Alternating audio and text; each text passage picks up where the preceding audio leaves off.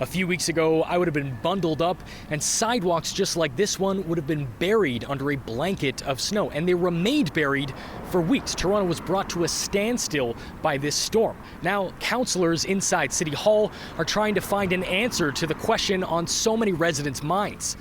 What went wrong? Guess what? We're in Canada. We should expect that once in a while we're going to get a big snowfall.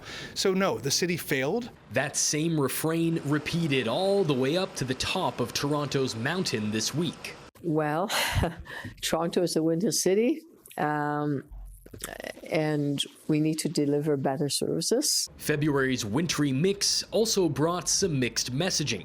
Online, the city's data showed that resident sidewalks and streets had been cleared. It wasn't cleared.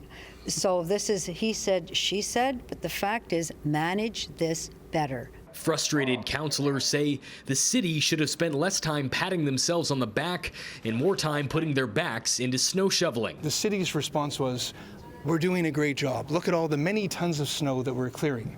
In real life on the ground, residents were experiencing a week, 2 weeks more go by.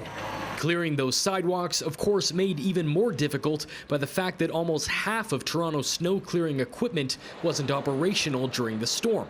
Only 34 machines out of 59 were working on the first day of snow. A week later, that number dropped to just 26. Sidewalks around schools, sidewalks around parks were not cleared, and some of them denying access even to childcare centers. Toronto's snow removal contracts have been deeply unpopular with some councillors long before the city was paralyzed this year.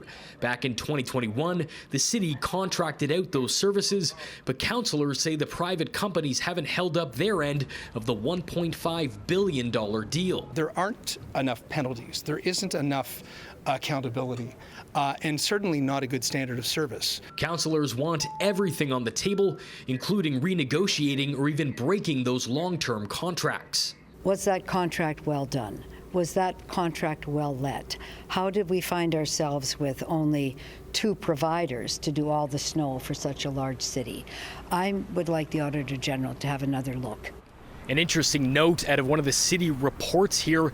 During the storm, 3,000 people called 311 and asked them to come plow their driveways. Of course, this is not a service that the city provides, but staff went anyway.